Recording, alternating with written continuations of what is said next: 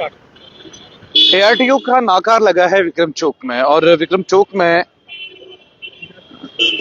इंदिरा चौक में, माफ कीजिएगा, ये इंदिरा चौक है और यहाँ पर काफी मेटाडोर्स को रोका जा रहा है और कंप्लीट तौर पर यहाँ पर नाका जो है, गाड़ी जो है एआरटीओ की वो लगी हुई है। यहाँ पर देखिए आप किस तरीके से मेटाडोर्स में चेकिंग की जा रही है, क्या कुछ यहाँ पर है क्या कुछ नहीं है। बहुत सारे ऐसे सवाल हैं, बहुत सारे ऐसे सवाल हैं जिन सवालों का जवाब देना आरटीओ का फर्ज है। और इस समय आप ये तस्वीरें देखिए। फिलहाल आगे चलते हैं, एआरटीओ साहब से भी बात करेंगे, लेकिन फिलहाल जो यहाँ की जो तस्वीरें हैं वो ये कह रही हैं कि ये ओवरलोडेड मेटाडोर है और इस समय हो सकता है कि यहाँ पर चालान कटे, लेकिन ये कंप्लीटली ऐसा ही देखने को मिलता है। ये कभी कभार होता है, कंप्लीट नहीं मिलता।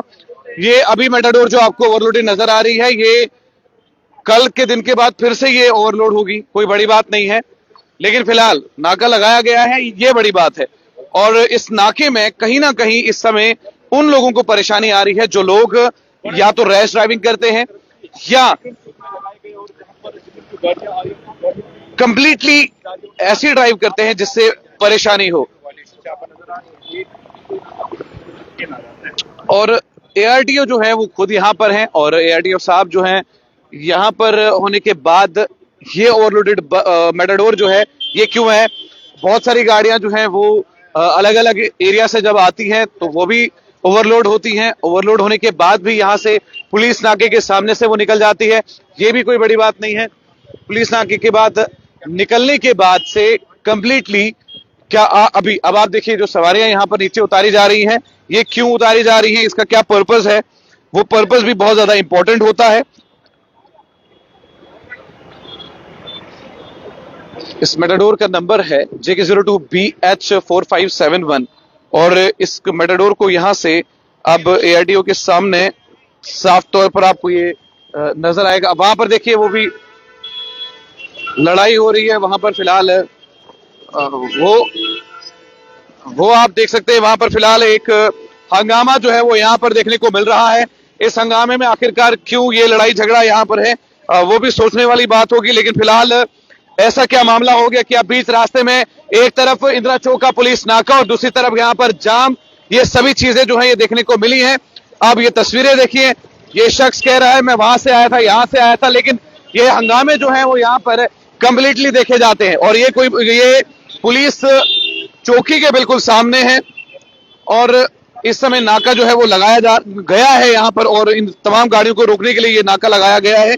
जो गाड़ियां रैश ड्राइविंग में आती है या रैश ड्राइविंग करती है, उसके अलावा तेज चलती हैं। हम भी कुछ सवाल जो है हमारे आरटीओ साहब से वो जरूर पूछेंगे। फिलहाल आरटीओ साहब जो है वो इस समय यहाँ पर इंटरव्यू दिए जा रहे हैं, तो उम्मीद है कि हमसे जब सवाल करेंगे, हम इनसे सवाल करेंगे तो जवाब जो है वो जरूर देंगे। और यहाँ पर भी आप तस्वीरें देखिए किस तरीके से जम्मू कश्मीर पुलिस गाड़ियों को निकालने में लगी हुई है और दूसरी तरफ से एक लंबी कतार जो है लाइन की वो भी लगी है। सुबह एक सड़क हादसा यहाँ गुमट के पेट्रोल पंप के पास होता है। एक बहुत तेज मेटाडोर जो है वो एक बाइक वाले को टक्कर मारती है और सेटलमेंट के तौर पर ड्राइवर नीचे उतर के 500 रुपए बाइक वाले को देता है और वहां पर कॉम्प्रोमाइज हो जाता है। अगर ये कॉम्प्रोमाइज होता है तो ये किस लॉ में आता है या उस टाइम पर ट्रैफिक प्रशासन का क्या काम था जिस हिसाब की टक्कर बजी है। बाई चांस अगर उस शख्स को कुछ हो जाता तो उसकी जिम्मेवारी कौन लेता। फिलहाल ये इंदिरा चौक ऐसा एरिया है, ऐसी जगह है जहां पर हमने जम्मू कश्मीर पुलिस को भी कंप्लीटली नाका लगाते हुए देखा है और बहुत सारे ट्रैफिक प्रशासन के लोग जो है वो हमने नरवाल में देखे हैं और उसके बीच में बहुत ज्यादा परेशानियां जो है वो ड्राइवर्स को उठानी पड़ती है।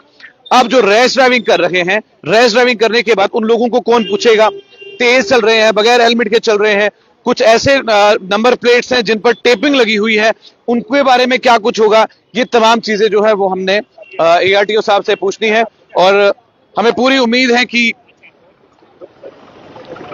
एआरटीओ जो है वो हमें जवाब जरूर देंगे। फिलहाल ये तस्वीरें हम आपको यहाँ पर दिखा रहे हैं इंदिरा चौक की, जहां पर इस समय एआरटीओ खुद जो है वो खड़े हैं और अवेयरनेस के लिए यहाँ पर हर वो सावधानी बरती जा रही है जिसकी उम्मीद, जिसकी जो लोगों की सुरक्षा है, चाहे वो हेलमेट लगाकर हो, चाहे वो ये आप जो तस्वीरें हैं ये देखेंगे। लेकिन फिलहाल मुझे जो सवाल करना है, ये आप देखेंगे यहाँ पर हमारे अफसरान जो है वो मौजूद हैं और चलान वाली मशीन जो है वो बिल्कुल हाथ में है। इस चलान वाली मशीन में भी कितने चलान हुए हैं, अभी तक कोई हेलमेट के बगैर तो नहीं गया, रैश ड्राइविंग करके तो नहीं गया। बहुत सारी चीजें जो हैं वो सामने आएंगी। ये ARTO फ्लाइंग स्क्वाड की गाड़ी है, Jammu MVD motor vehicle department की गाड़ी है और यहाँ पर ARTO साहब हैं।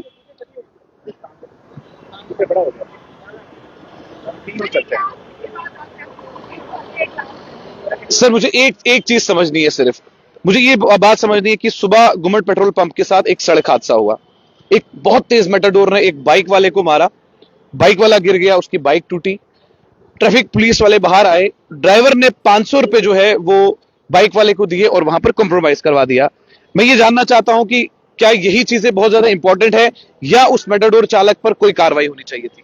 देखिए, हम मोटर व्हीकल डिपार्टमेंट से, तो ट्रैफिक पुलिस ने या दूसरे जो पैरेलल एजेंसी हमारी एनफोर्समेंट की, उन्होंने क्या किया उस वक्त, क्या ठीक लगा उनको, वो आप बेहतर है कि वो बता सकते हैं कि वो सिचुएशन को संभालें। लेकिन अगर उसमें किसी मेटाडोर वाले की या बाइक वाले की गलती थी तो उनका लाइसेंस सस्पेंड करने के लिए देना चाहिए था, उनको कैंसिल करना चाहिए था उनको, क्योंकि अगर वो ओवर स्पीडिंग थी तो उसको रिकमेंड करना चाहिए था कैंसिलेशन के लिए। अगर बाइक वाले की गलती थी तो उसको वो करना था। कंप्रोमाइज एक अलग चीज है, लेकिन जो वायलेशन की है, ओवर स्पीडिंग है या क्या वो हालात रहे होंगे उस वक्त मौके पे, तो वो वही बता सकते हैं। बिल्कुल सर, आज आपका नाका यहाँ पर लगा है और आपकी गाड़ी को देखकर ही लोग मेटाडोर वाले पीछे ही सवारियां उतार रहे हैं, ये कौन सी अवेयरनेस है, मैं ये जानना चाहूंगा, या ये डर है मेटाडोर वालों को?